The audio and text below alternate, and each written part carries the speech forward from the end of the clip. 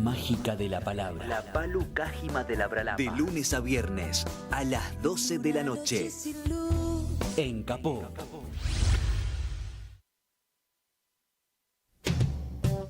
Radiocaput.com. Estás conectado. Estás en Caput.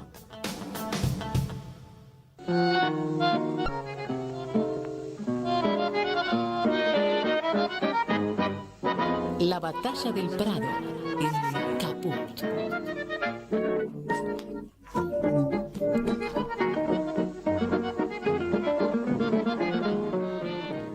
Bueno, jueves 18 de diciembre de 2025, quiere decir que es nuestro último programa de este año. Si Dios quiere, pronto estaremos con la temporada del año próximo. Hugo Guerrero Martínez, ese maestro que tuvo la radio argentina, decía, el peruano, si Dios y los omnibuses lo permiten, y esperemos que lo permitan. Nos vamos a dedicar en este último programa del año, ya que tiene ese carácter, a hacer una especie de, por lo menos no de balance de acabado, ni con esas pretensiones, ni de pronóstico del 2026, sí de buenos deseos o de deseos, simplemente sobre el año próximo, pero en forma de apuntes, de 2 o 3 pinceladas que nos van a ayudar a decir cómo vemos lo que hemos andado hasta acá y cómo nos imaginamos o cómo deseamos, por lo menos que sea lo que va a venir. Que sea jueves 18 de diciembre y estemos acá, significa que en este momento hay un acto bárbaro ahí en Plaza de Mayo, una multitud acompañando a la CGT y a los políticos que se plantan como para decir, bueno, hasta acá llegamos, nuestro brindis de fin de año dice, paremos un poco con toda la salvajada y chantismo que se está viviendo.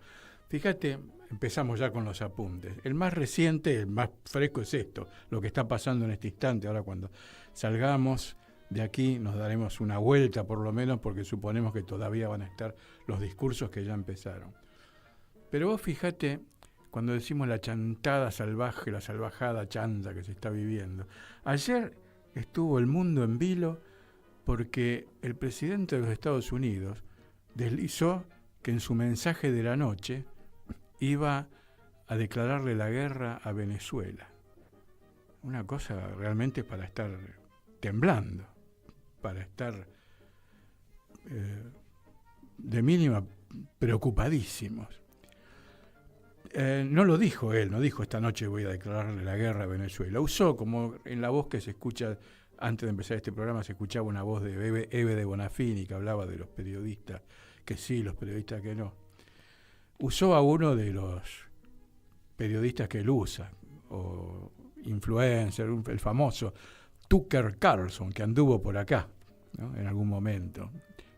Echemos azufre, diría el comandante Chávez, ¿no? Azufre, y olor a azufre, y olor a azufre, limpiemos, pongamos los ventiladores.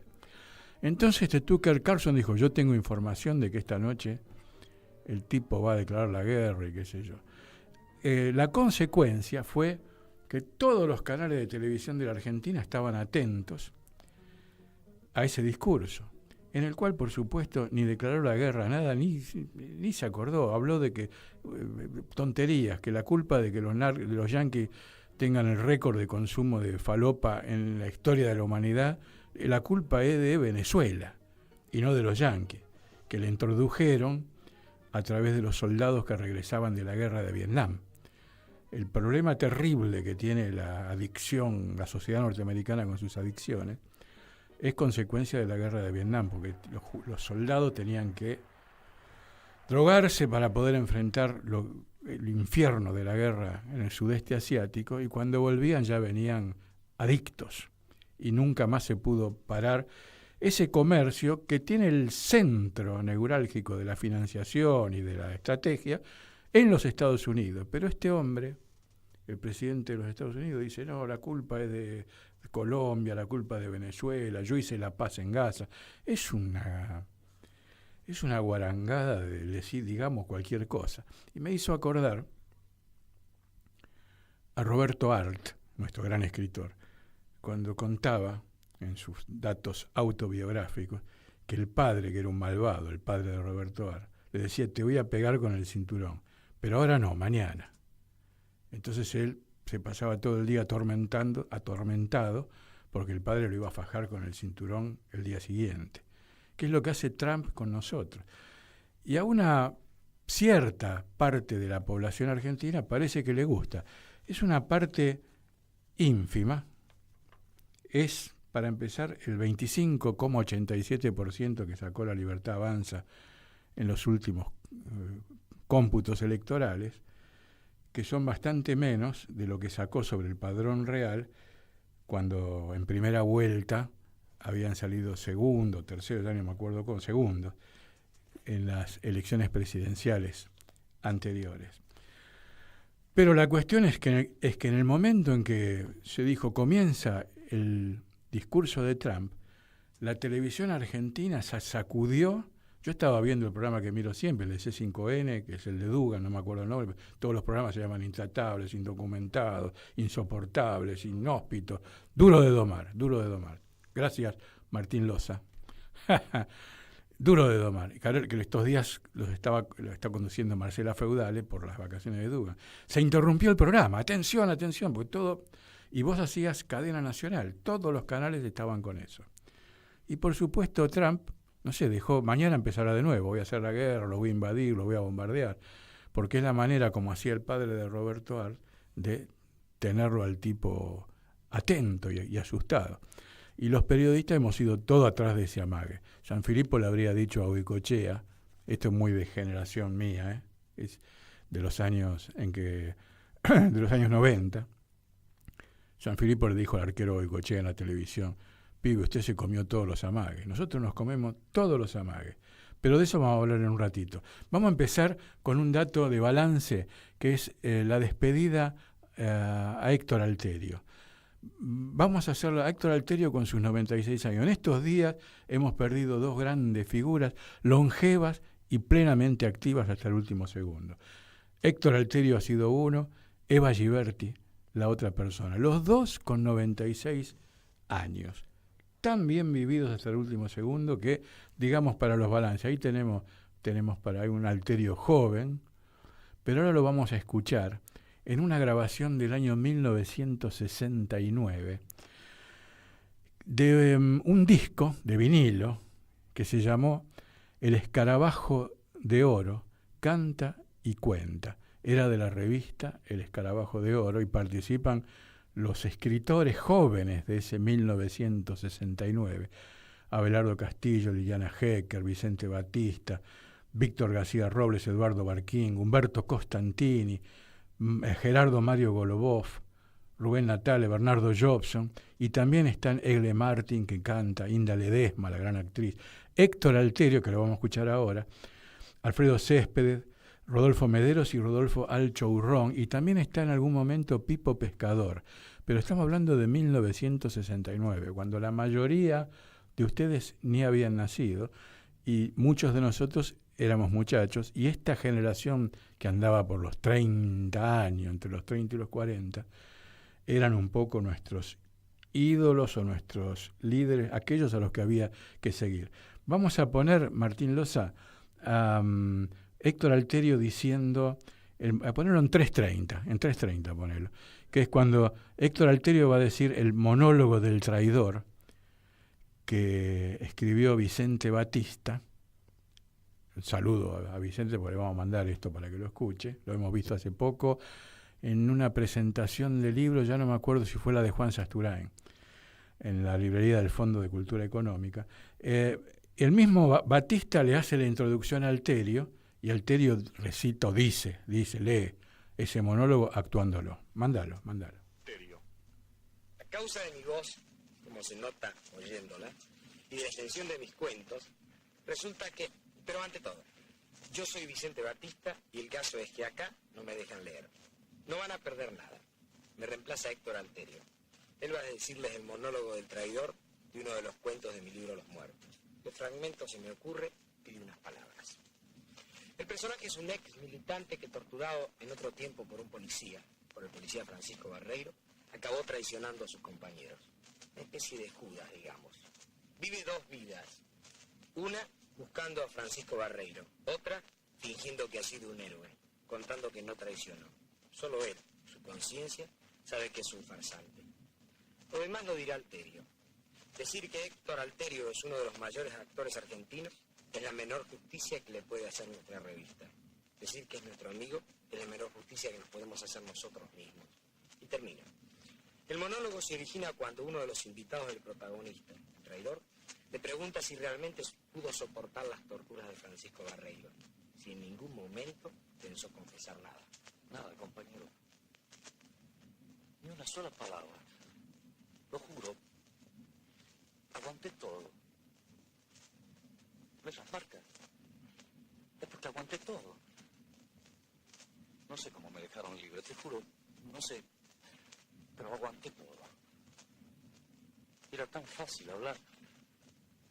Tenés que ver lo fácil que era. Con decir un nombre, o dos, o tres.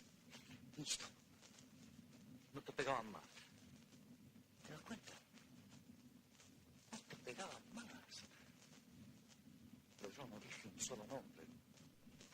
¿Ves las marcas? Ni uno solo dije. O quizá dije uno.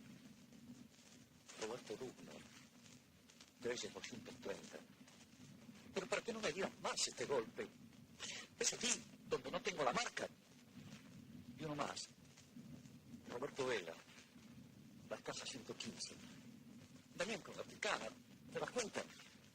Y es difícil aguantar la picana. Yo lo dije Horacio Fresenza. Asada 314. Listo. No me hicieron nada. Hasta agua me trajeron. Te juro. Lo dije sin darme cuenta. Solo con el agua. Raúl Cesaredo, por la barría 1011, y Aida Bruxi, Patagones 34, y otro poco de agua, y basta de golpes. No dije, no tengo marca. Gracias a Saúl y Jorge Bellini. ¿Te acordás de los hermanos Bellini? Nazca 21 y 36. Por eso no tengo marca. Yo siempre los quise. Estaba seguro de que me iban a ayudar. Es tan fácil. Decís un nombre. Antonio Franco. Y enseguida te viene el otro. Arturo Taicar. Y otro. Susana Fuentes. Son tus compañeros. Te están ayudando para que no te peguen más. Y solo te podés olvidar de ninguno. Y decís todos. Bench, Ríos, Chari, Robles, Pérez, Torca, Brickman. Todos. Todos me ayudaron, compañero. Y se llaman Bornik. Así te llamás. Y dicen días 213. Gracias. Vos también me ayudaste. ¿Pensabas? Qué terrible soportar todo esto. Pero lo terrible es el miedo, compañero. Cuando sabes que estás solo y te empezás a dar cuenta que un nombre y una dirección. Sí. No más que eso. Un nombre y una dirección significan 2 minutos de descarga eléctrica por todo el cuerpo, o una patada, o un puñetazo. Esa misma patada que sabés que va a ser para vos. Que te lo vas a tener que aguantar vos. Y que solamente a vos te va a doler. Cuando te empezás a dar cuenta que no podrás aguantar más. Que la resistencia del principio fue vencida con nuevas descargas. Cuando las palabras de los que te rodean y te sentís lejanas, pero que están ahí a tu lado. Cuando también las palabras te empiezan a doler y a darte miedo. Cuando sabes que con decir uno o dos nombres todo se termina.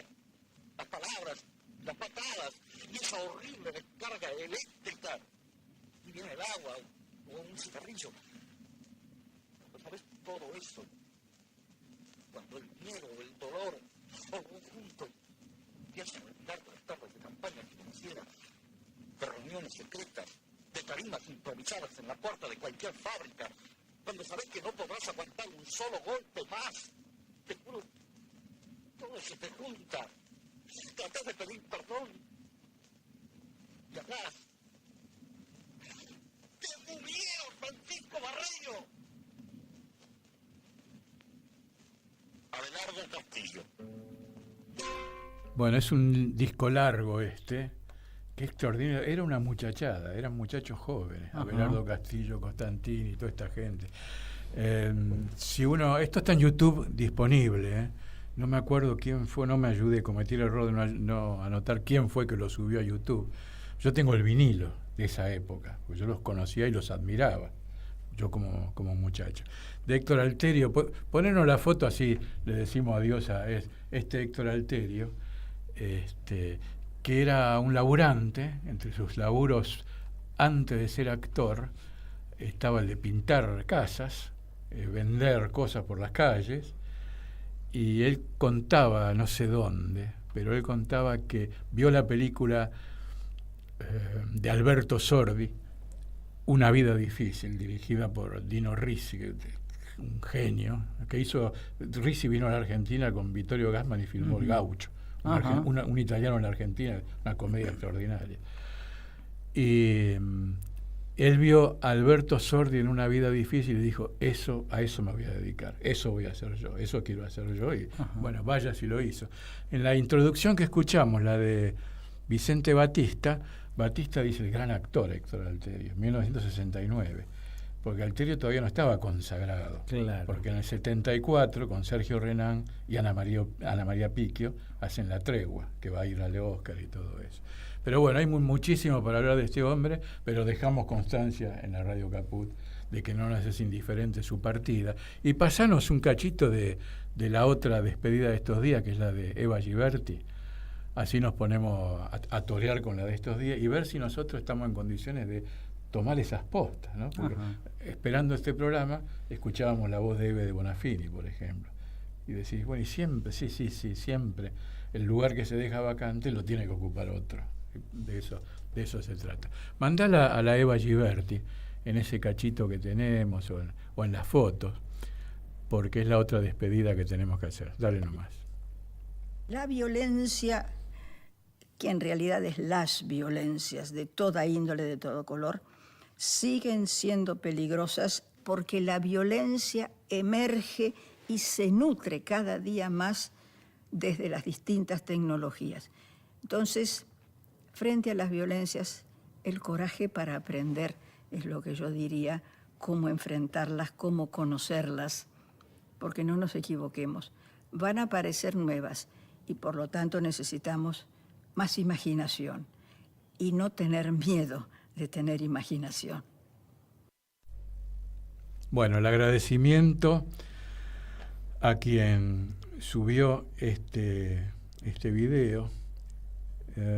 Yo me lo anoté, pero ahora no encuentro dónde lo anoté. Después lo diré más tarde, entonces, porque lo anoté realmente con sentido de agradecerlo. Esa es Eva Giberti cuando era jovencita, muy jovencita, psicóloga muy joven. Ella se casó con el jovato célebre Florencio Escardó, psiquiatra y hombre, un elegante de Buenos Aires.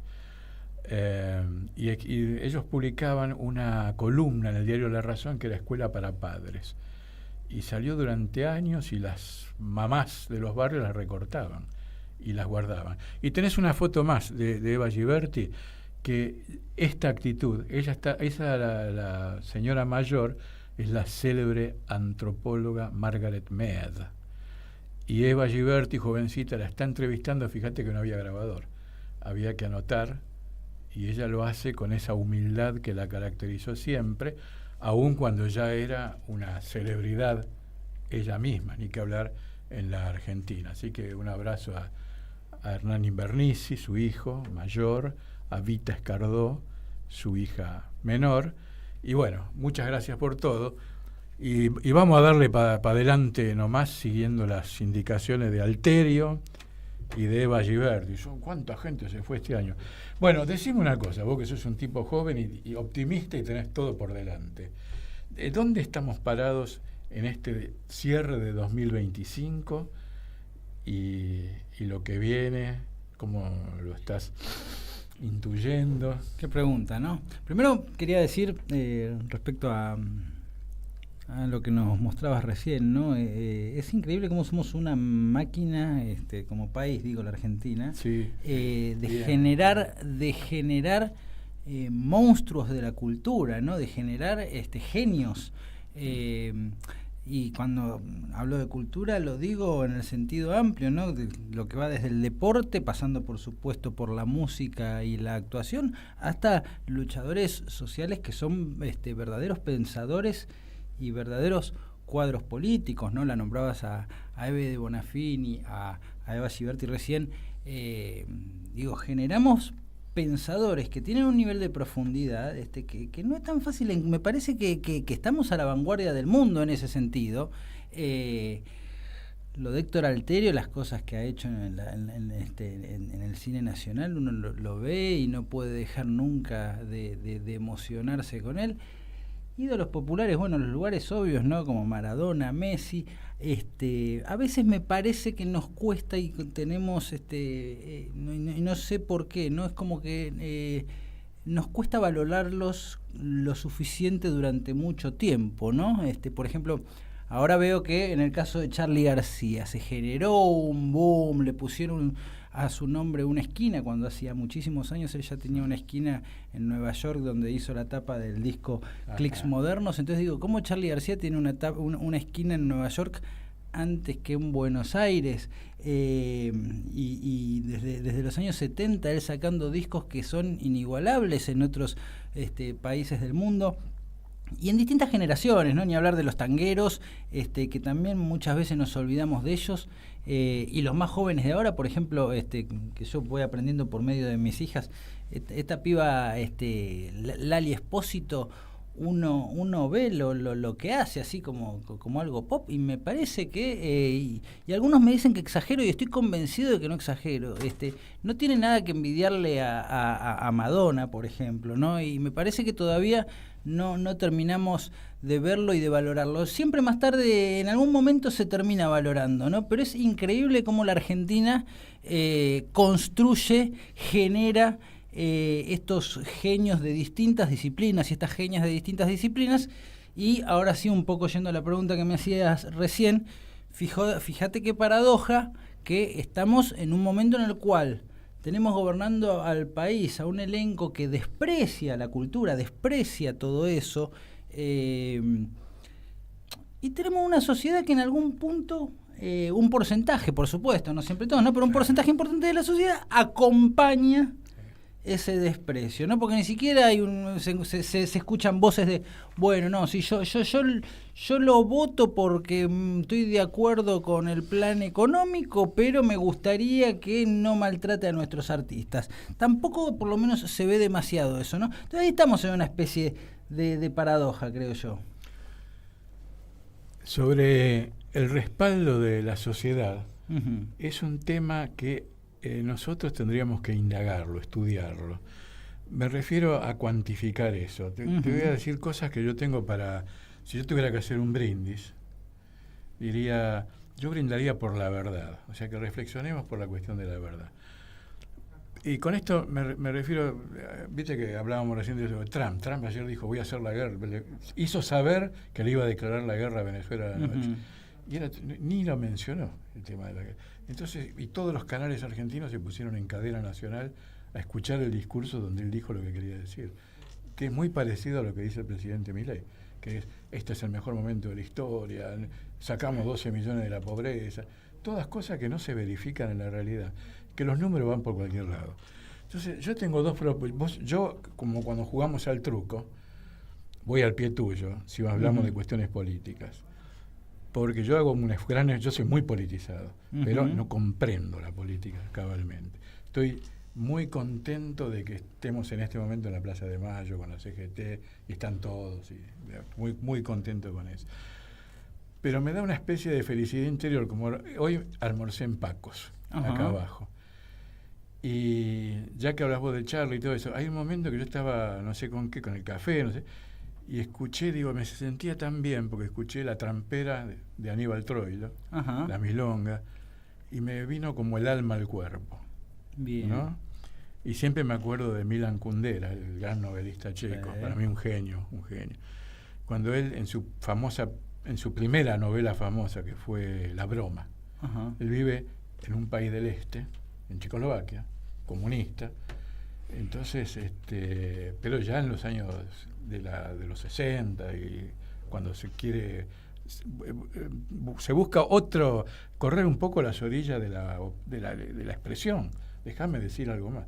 Entonces él, que como toda la juventud es miembro del Partido Comunista en Praga, le hace un chiste a una chica. Y la chica lo toma mal, el chiste, y le hace un juicio y lo denuncia, y él queda cancelado, no puede hacer nada. Y por eso se titula La broma, la novela.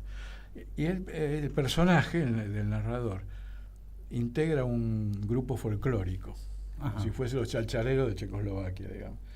Entonces una de las reflexiones que tiene es, ¿por qué, dice, los norteamericanos pueden cambiar el jazz todas las décadas y sigue siendo jazz? Y no tiene nada que ver el jazz que hacen hoy con el que hacían en los 20 o en los 30, no sé. ¿Por qué nosotros no podemos? Dice. Estamos siempre, es ruptura. Y cuesta esa continuidad, ¿no? Yo alguna vez creo que hablamos de Charly García, que yo lo tengo como una asignatura. Bueno, ahí hay una continuidad con el tango, ¿no? Es decir, vos le preguntás a Charly cuáles son sus influencias y te dice que una de sus principales influencias es el tango, y claramente aparece sí, esa fusión. Pero a ver, te digo esto como periodista. Yo antes de hablar de Borges, antes de tener una opinión sobre Borges, me detuve a estudiarlo un poco. Claro. Porque digo, yo no tengo una opinión sobre Borges. Entonces me puse a estudiarlo, paremos la pelota. Sobre Charly García estoy en eso, del mismo modo que estoy con Osvaldo Pugliese. Porque Martín Loza me hablaba los otros días, me preguntaba por Osvaldo Pugliese, y yo me di cuenta de que con la gran valoración que tengo por Osvaldo Pugliese, incluso hubo un programa extraordinario de Radio Caput hecho ahí en el Monumento, se hizo en vivo desde el Monumento, un programa muy bueno de ver. Sí. Y yo dije, no, yo necesito tener una opinión sobre Pugliese, me lo tengo que estudiar. Y me lo empecé a estudiar. Porque también tengo mis prejuicios con Pugliese. Digo, de pronto, mis amigos lo adoran, los tipos de mi edad, digo, yo lo adoro, ¿no? Carlos Galetini, por ejemplo. Y además trae suerte. Pero también quisiera estudiar eso, ver si es cierto. Porque de Carlos Di Sarli dicen que es mufa, y Carlos Di Sarli para mí es más grande que Osvaldo Pugliese. Claro. Por supuesto, estas cosas de quién es más grande, no, es una estupidez que estoy cometiendo.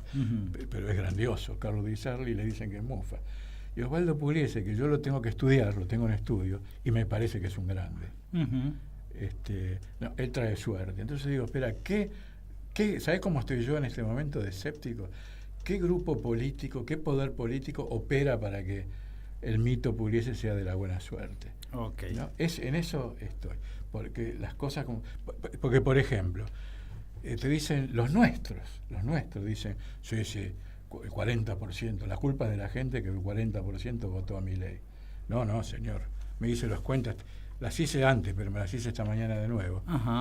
Si el padrón es del 100% y se presentan a votar el 66%, hubo un voto muy fuerte por la abstención, pero muy fuerte.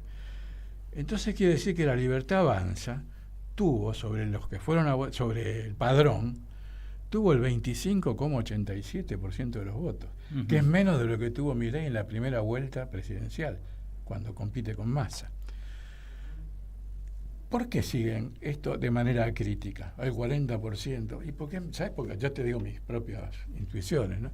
Porque es más fácil agarrársela con el pueblo.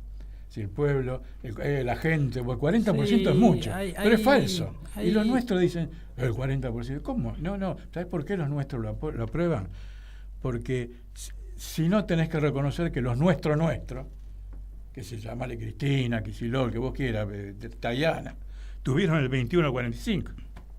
21,45, que es poquísimo. Entonces, algo está fallando en la representación, en el vínculo con el pueblo.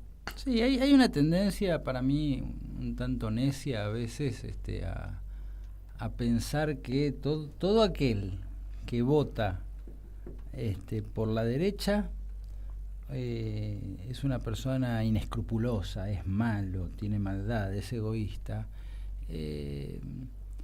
Y ahí creo que falta sobre todo diálogo y capacidad de comprensión, ¿no? Es decir, yo me niego a pensar que hay un 20, un 30, un 40 por ciento, y ponerle el número que quieras, de la sociedad argentina que tiene maldad. No, digo, tienen sus razones y muchas veces votan distinto a lo que vota uno, y lo hacen partiendo de pensamientos y de sentimientos y de sensaciones nobles, y ni siquiera, digo, tampoco pienso que, porque esa es la otra, ¿no? Caemos en una especie de derivación del voto ilustrado. Bueno, no, son buenos tipos, pero no pudieron educarse lo suficiente, no pudieron estudiar lo suficiente como para, y entonces están siendo engañados. Tampoco, qué sé yo me acuerdo de los años 90, vamos a hablar de un gran filósofo contemporáneo, me acuerdo de Alejandro Dolina haciendo un spot diciéndole a la gente que había que votar a Rucauf. Entonces, me niego a pensar que Alejandro Dolina es un ignorante, por supuesto. Me niego a pensar que Alejandro Dolina es corrupto y lo compraron para decir algo en perjuicio de la ciudadanía. Me niego a pensar que Alejandro Dolina es egoísta o es malo, y bueno, habrá tenido sus motivos, ¿no? Porque bueno, claramente uno lo colocaba a Rucauf en el lugar del facho, ¿no? Los adolescentes le dedicábamos canciones, andate a dormir vos, ¿no? O esa era para Duhalde, pero bueno, esa fue para Duhalde, ¿no? Pero estaba, digamos, dentro de lo que... Entonces, hay que sentarse también a conversar qué está pensando y qué está motivando a quien de repente acompaña estos procesos, ¿no? Porque si vamos a pensar que el problema es que hay un 30% de la sociedad descartable, mala o ignorante, que hace las cosas mal y nos condena, y me parece que vamos a seguir embarrados sin poder avanzar y sin poder salir de estas situaciones tan complejas. Es un tema interesantísimo, porque también tiene que ver cómo es lo generacional, o sea, cómo se lee en el tiempo. Porque yo lo veo en el canal de La Nación, a Rucauf, sí, y me parece una porquería. Me parece una porquería, pero me sorprende. Digo, ¿cómo pude yo haber votado a este hombre? Te voy a decir por qué. Porque no estaba... Porque te lo dijo Dolina. No, porque Dolina, que tiene mi edad, sí. Dolina, cuando él habla de Rucauf, no sabíamos que Rucauf iba a terminar siendo esto. Ajá. Yo te diría que en ese momento Rucauf no era esto que es ahora. Claro. Entonces puede ser o que él esté gaga o que yo esté gaga, pero no es la misma relación entre Rucauf, a quien no conozco, entre Rucauf y yo, desde la tribuna, no es la misma relación que teníamos hace tiempo, cuando él era un pibe que sonreía y bueno, y vamos para acá. Pasa que él, por ejemplo, hablaba los otros días hablaba de algo que tenía que ver con la seguridad, ¿no? Uh-huh. Y hablaba y disertaba y decía, pero si este era el ministro del Interior cuando pusieron la bomba a la Embajada de Israel, claro, o a la AMIA, una de las dos, y se comió esa curva y habla y diserta como si fuese el genio de la CIA. Es decir, pero ¿cómo puede ser? Entonces cambian las circunstancias. Te voy a decir otra que yo veo mucho, esta se la dedico a la Colorada, esta chica es excelente, la comentarista de economía de C5N, ajá, que no me acuerdo el nombre, porque no me acuerdo los nombres, pero que me gusta mucho lo que dice, lo que sabe, pero es parte del circo nuestro, ajá, que dice, sí, los jubilados siempre estuvieron mal, hay que reconocer que los jubilados siempre estuvieron mal. Mentira, porque no se van ni a Wikipedia. Teniendo Google, siempre estuvieron mal. Yo te voy a decir una que la copié de la televisión el 9 de marzo de 2024. ajá, O sea, el año pasado, marzo. Cuando Adrián Fraschino, que es el que hace en Crónica TV, sí, el programa de los jubilados, y que no tiene nada que ver, no solamente no tiene nada que ver con los partidos políticos, sino que tiene pánico de que lo vinculen con alguna posición política, uh-huh, hizo esta estadística. a ver, Dijo, Néstor Kirchner recibió el gobierno con jubilación promedio de $51. Y se fue de la presidencia con la jubilación promedio en $189. Bien. Es una diferencia, ¿no? Más del triple. Entonces viene Cristina Fernández de Kirchner. Sí.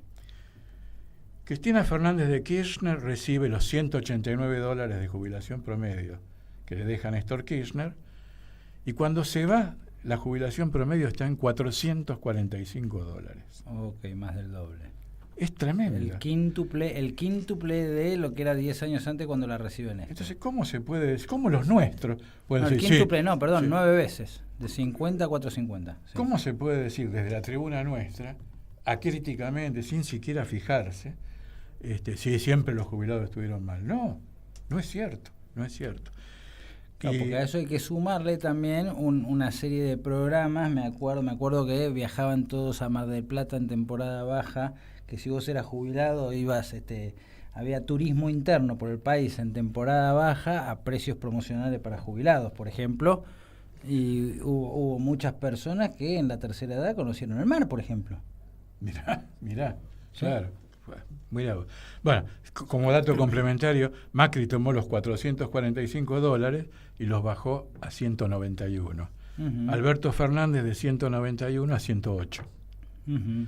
Y con Milei, cuando él hace estos cálculos, estaba de 108 en 136. Uh-huh. Pero sabemos que con Milei hay un problema con las matemáticas. Y con esta cosa que te saqué 12 millones de la pobreza, no sabemos cuál es el cambio, no sabemos cuál es. Yo lo sigo en eso, en economía, lo sigo con mucho interés a Guillermo Moreno.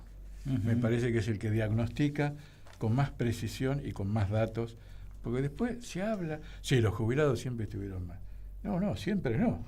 Teníamos la jubilación más alta de América. Entonces, este tipo de datos, yo creo que esto te tiro a vos que sos del palo político, yo creo que hay que revisar el balotaje que fue impuesto en la Argentina. El balotaje, como todos esos artilugios, son para frenar el ímpetu de la Asamblea. Uh-huh. Entonces el poder real trata de frenar la Asamblea y pone sistemas representativos, hay que pasar por esto, lo otro. El balotaje lo impone en la Argentina la NUCE, para frenar el aluvión de votos que traía Perón. Uh-huh. Entonces le pone el balotaje, que no se llegó a usar. Y la otra cosa es esto de que los votos en blanco o los ausentes no se computen, no se consideren. El ausentismo es un dato importantísimo, porque si no, votamos dos tipos y yo tengo el 50% de los votos, uh-huh. si me voto a mí mismo. Bueno, esto en cuanto a cómo nos van las cosas, las PASO, por ejemplo, ¿para qué se hicieron las PASO? En el sentido, no está claro si sirven, no sirven, si usan. Las elecciones hay que desdoblarlas, no hay que desdoblarlas. Esos debates están ausentes. Los programas políticos hoy debaten cualquier cosa, menos eso. Uh-huh. Se habla de cosas generales. Y una última que te dejo así de esta que me anoté, que es la de Borocotó, que es otro, porque anoche en C5N, una vez más, uh-huh. se nombraba Borocotó y todo el mundo se burla. Ya me pasó en otros programas del palo, digamos, sí, que Borocotó, justamente él es comprado por Néstor Kirchner. Uh-huh. Borocotó sube con el PRO, con claro. Macri, denuncia corrupción en lo de Macri, sí. se pelea con los de Macri, y entonces cuando asume, que el macrismo intenta que no pueda asumir, cuando asume se pasa claro. como independiente, él hace un bloque unipersonal independiente, pero que va a jugar con Néstor Kirchner y Alberto Fernández. Claro, y le quitó popularidad a los panqueques, ¿no? Porque antes se decía panquequear y la gente empezó a decir borocotear, borocotazo. Claro. Pero yo tuve que ir a Wikipedia para acordarme cómo había sido lo de Borocotó, porque me hacía ruido, porque yo lo conocí como periodista deportivo, uh-huh. y me parecía un tipo bárbaro, ¿no? Uh-huh. Y él fue a la política por Cavallo, hizo toda su escalafón, y terminó en esta borocoteada, que a mí me parecía, por supuesto, una panquequeada horrible. Sí, me parece que es indefendible porque es un engaño, se parte de un engaño, ¿no? Si le pedís a alguien que te vote, ¿no? Es decir, con Digo, votar a alguien es casi como firmarle un cheque en blanco, en definitiva, ¿no? Es una demostración de confianza muy fuerte. Y después que esa persona que confió en vos, dice, no, mirá, al final voy a jugar para el otro equipo, y es jodido. ¿O no? Sí, porque la palabra que vos usás es crucial, que es la palabra confianza. Claro. Entonces, si vos le perdés la confianza, ¿no? Había uno que decía, un poeta español que dice, si pierdo la memoria, qué pureza. Si ya sabías que ibas a cambiar de bando y no lo dijiste, me mentiste. Si no sabías que lo ibas a hacer, entonces sos incoherente. Entonces, o sos un mentiroso o sos un incoherente. Sí. En general me parece que hay un problema con la palabra, con la confianza, con los valores, con la ética, ¿no? Por eso se permite decir cualquier cosa de cualquier cosa. Tengo una pregunta primero de las anotadas, que es esto. ¿Cómo te fue a vos en el 2025, en tu balance?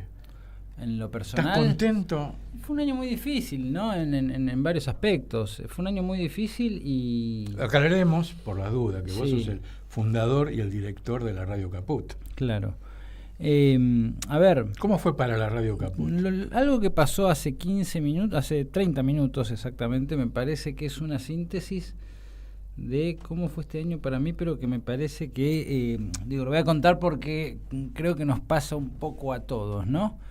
Yo estaba laburando en Pacos, en el bodegón, vos me dijiste, bueno, a las 4 nos encontramos, yo te dije, a más tardar 4:15 estoy ahí, y llegué corriendo, transpirado, a las 4:15, clavadas acá, contento de haber llegado a 4:15, me voy de acá, tengo otro compromiso, salgo corriendo y llego, y después vuelvo para seguir laburando, y es como que uno está permanentemente haciendo una carrera en la cual está agitado, corriendo, llegando tarde, con una sensación esa sensación que uno tiene cuando es deudor en algo, y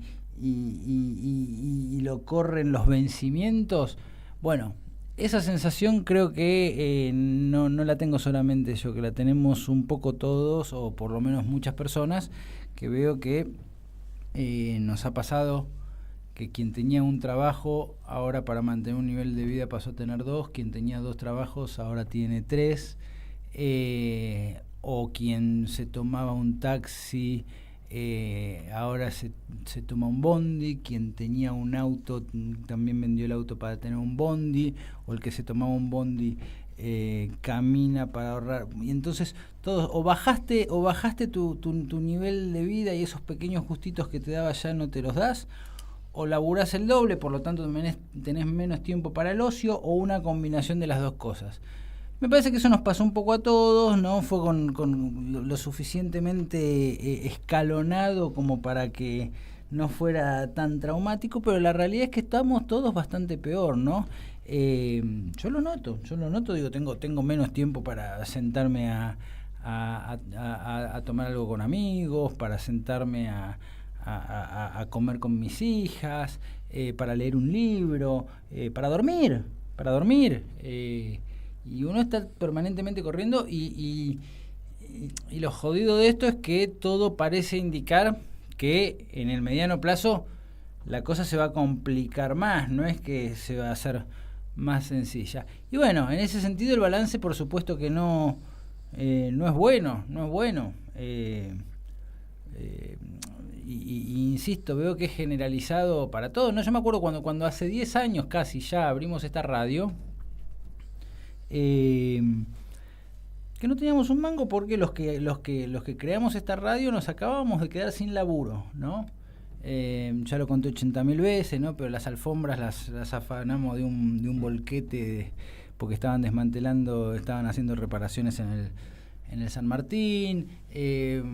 Fuimos cirujeando, ¿no? Y armando la radio, pero en el medio hacíamos una parada, ¿no? Y nos íbamos a Guerrín a comer una porción de pizza, y nos encontrábamos en la cola de Guerrín, donde uno comía la pizza de parado, con personas que también estaban en una situación que capaz se habían quedado sin laburo. Digo, era el lugar al que iba a comer uno barato, y es una persona sin laburo, un adolescente, me acuerdo de eso, uno se hacía la rata en la escuela y bueno, che, nos escapamos y nos vamos a comer una pisita en Guerrín.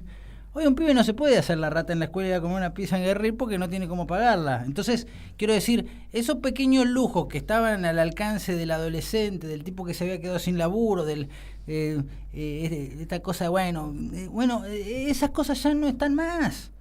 Hoy en día, de repente, digo, tenés que hacer todo un esfuerzo para la porción de pizza, ¿no? Y eso veo que le ha pasado a todo el mundo.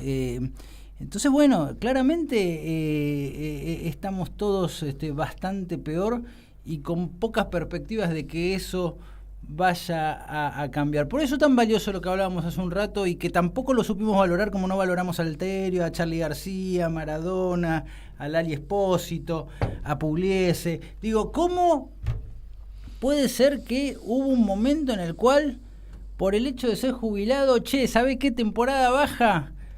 Presento unos papeles y me voy a Mar del Plata una semana y no le mueve el amperímetro de la economía a nadie, y eso no se valoró. Además, la gente no se acuerda, pero los viejos se iban en otoño a Mar del Plata y se hospedaban en los hoteles y qué sé yo, y eso no era una situación que generara conflicto en la economía de un grupo familiar.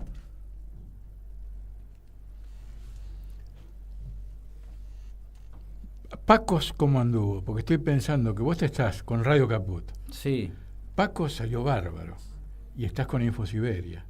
Y de InfoSiberia de este año, sí pesqué que hubo un cambio que había Hubo un cambio, ahí tenemos una buena noticia para dar, porque es que habíamos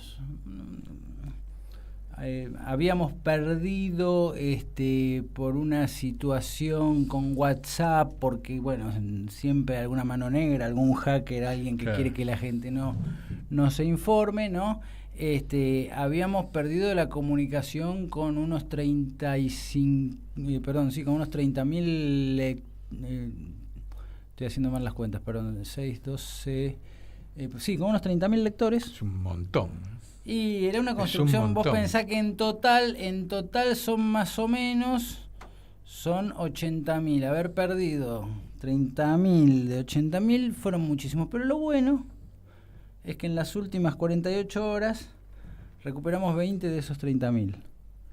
Así que, nada, puede reclamar y qué sé yo, qué sé cuánto.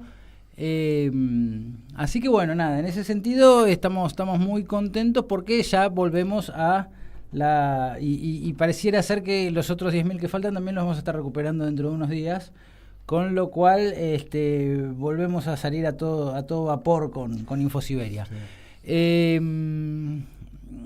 ¿Cuál era tu pregunta? Me decías, InfoSiberia, Pacos y Radio Caput. InfoSiberia entonces está bien como siempre. InfoSiberia es un invento. Una creación fenómena y exitosa, porque hablar de 80.000, la verdad que sí, yo creo que ahí fue un poco el cumplir el sueño del periodista, creo yo, que es esto de poder generar un medio de comunicación autosustentable en serio y leído con absoluta frecuencia en serio, y además federal. Es un montón, quiero decir. InfoSiberia no vende publicidad. InfoSiberia no tiene ningún financista. InfoSiberia es financiado desde su nacimiento solamente por sus lectores, ¿no? Sus lectores lo hacen de manera voluntaria, es decir, y acá sí, el que puede hacer es como de hecho nos inspiramos en aquel momento. Ahora hay muchos que lo hacen, pero en aquel momento no. Nos inspiramos en el Teatro La Gorra, ¿no? Es decir, el que puede hacer un aporte lo hace y el que no. Y el que hace el aporte de algún modo le paga le paga las noticias al que no hace el aporte, ¿no? Y bueno, sí, eso la verdad que fue un golazo. Bueno, sobre la enumeración que hacías de cosas que uno bajó calidad de vida, sí. Yo que soy de viajar solo en subte, en lo posible, el subte está por la mitad, o menos, porque se ha convertido en un artículo suntuario. Es decir, es de lujo, lo que antes era viajar en taxi, ahora es viajar en subte. Claro. Sobre las cosas buenas para valorar y tener presente, yo tengo mucha experiencia con el PAMI. Ajá. El PAMI con todo el ataque, el agravio que sufren, es una institución extraordinaria. Sí. Y yo, ¿te acuerdas que yo te conté que yo me tuve que dejar la prepaga cuando comenzó este ataque? y me pasé al PAMI. Lo viví con gran humillación personal, morder el polvo, de entre las cosas que tenés que dejar, que son simbólicamente tu estatus de clase media, por así decirle. El PAMI es tan extraordinario que yo hace poco participé de una internación y yo en un momento le dije, en el Lanari, Instituto Lanari, yo le dije a la muchachada de la guardia, médicos, médicas, enfermeros, enfermeras, gente de limpieza, le digo, ¿qué sería de nuestro pueblo sin gente como ustedes? Y después se lo repetí en otro grupito porque sabían, te atienden de a 6, te toman sangre, la presión, todas esas cosas, con una idoneidad y una vocación y una dedicación que es admirable. Y cuando van a domicilio, son tan extraordinarios los médicos que vienen y lo hacen tan bien que yo vacilo en decirlo porque son capaces de, viste que ya salió la Bullrich a decir el PAMI es un error, hay que cerrarlo. O sea, no le bastó con expulsar a la gente de las prepagas y que el PAMI es mejor que la prepaga que yo tenía y que era cara. Esto es otra cosa que quiero decir. Yo tengo médicos particulares como el odontólogo, ¿no? El urólogo, eso los pago aparte porque los traigo de años. Pero cuando esta mujer ataca al PAMI, digo, ¿qué cosa, cuál es el odio interior que los motiva? También tengo anotado a Berti, el jefe de los diputados ahora, ¿no? Berti Venegas Lynch, que dice, también es una descarga de agresividad permanente y de silogismos, de fantochadas. Por ejemplo, dice, no se puede proponer algo, un objetivo, si no se dice de dónde van a salir los recursos. Claro. Falso. Los objetivos van por un lado y después vienen los recursos. Totalmente. Esto me lo enseñó a mí un muchacho de Price Waterhouse, una de las 4 grandes del mundo en asesoramiento de gestión, que era del club de amigos, yo no me acuerdo el nombre ahora, pero me dijo, no, siempre primero se fija el objetivo y después se busca de dónde van a salir los recursos. ¿Cuánto tenés que trabajar para atender esto? Eso ocurre en la microeconomía, en la macro, en la economía doméstica, ¿no? Claro.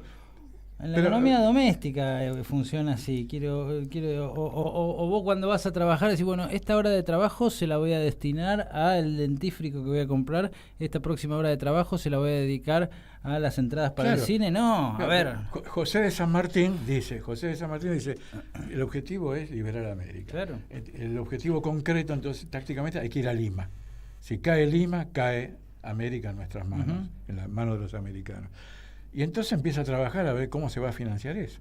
Y pelea con el directorio, con los unitarios, con todo lo que tiene que pelear, que no le quieren dar la guita. No, porque no hay plata para eso, no hay plata.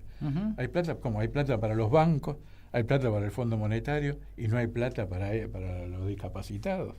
Para la universidad. Para la universidad, por favor. Nuestro brindis para el año próximo. ¿Por qué vamos a brindar? ¿Cómo va a ser el año próximo? ¿Por qué brindamos? Martín Loza, vos venite que tenés que decirlo así, después vas y apagás. Decile a Larry que venga a decirlo. No, yo quisiera brindar porque se mantengan, porque se mantenga el espíritu de comunidad. ¿Sí? Que es la comunidad hoy es una resistencia, ¿no? Estamos claramente cada vez más aislados. Cuesta cada vez más lograr una comunión, lograr reuniones, lograr Sí, pero en Paco se hizo lo de los hermanos Loza, lo de Paco, Raquel Márquez. Bueno, pero claramente, Patricia Rosas. Un bodegón también es resistencia en ese sentido, ¿no? Total. Digo, porque en la Argentina y sobre todo los porteños nos juntamos en el boliche, nos juntamos en el bar a tomar café o a tomar cerveza o a comer una milanesa, pero históricamente el bar, el bodegón fue el lugar de reunión. Digo, incluso desde la jabonería de Vieites en adelante, digo, las conspiraciones, las grandes ideas, todas las conversaciones que valen la pena en esta vida, si uno se pone a pensar, salvo las que ocurren dentro del hogar, en el seno familiar, todas las demás ocurren en un bar, en un bodegón. Entonces, tiene una carga simbólica muy fuerte. Ahora, hay todo un sistema que te tira en dirección contraria, ¿no? Yo me acuerdo en cuando yo tenía 15, 16 años y la piba que me gustaba no me daba bola, me encontraba a tomar café en el bar, en el Castillo, me acuerdo, ahí en Marcelo T. de Alvear y Riobamba, y tomábamos café y le contaba a mi amigo lo que pasa, que qué sé yo. Y veía que en la otra mesa también estaban hablando algo igual de dramático y que se le iba la vida en eso a cada uno, y el otro estaba bajoneado porque ganó, perdió Boca, y las conversaciones se daban ahí. Hoy de repente se muere alguien y te mandan un WhatsApp para decirte que un conocido se murió. Te mandan, y las cosas se comunican por WhatsApp. Ya y es como que cada vez es mayor el aislamiento, ¿no?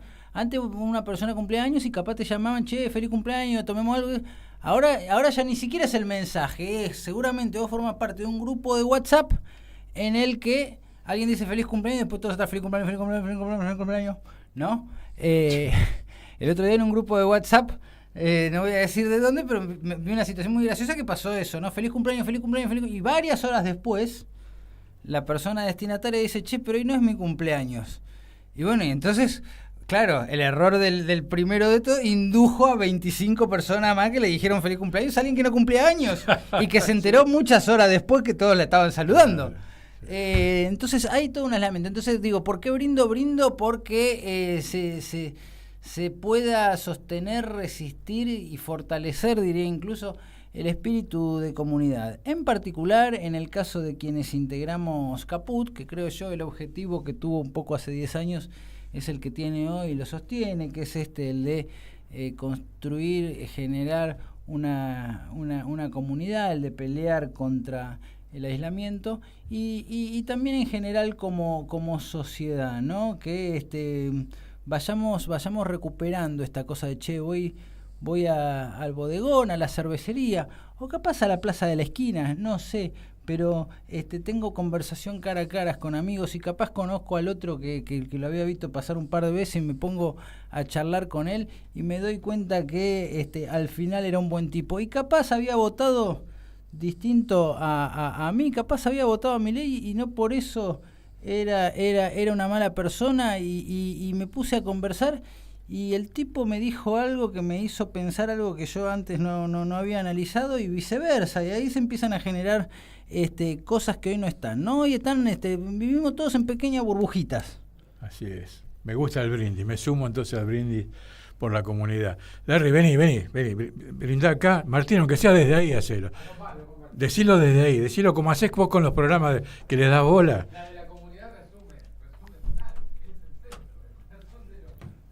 Lo escuchaste vos, pero no lo escucharon los demás. Dice que lo de la comunidad resume un poco básicamente adhiere a...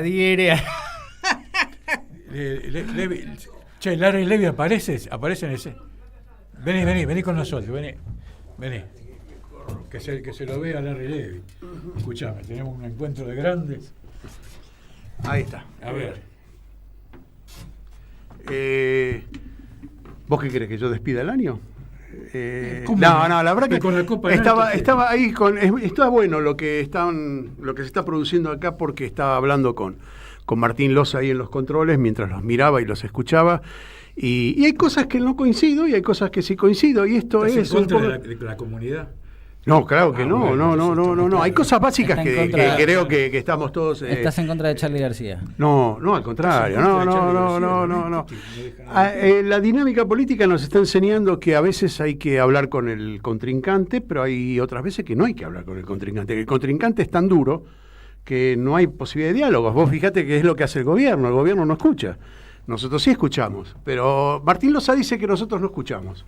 Que nosotros nos hablamos a nosotros mismos. Perdón, y es cierto. Quiero decir ahí una cosa, porque yo no estoy hablando del dirigente que es el contrincante, yo estoy hablando del ciudadano de a pie que vota distinto a lo que vota uno, ¿no? Entonces ahí es donde hay que hacer una diferenciación. Para mí, digo, Milei, Patricia Bull, son el enemigo, son despreciables, son deleznables por un montón de cosas. Ahora,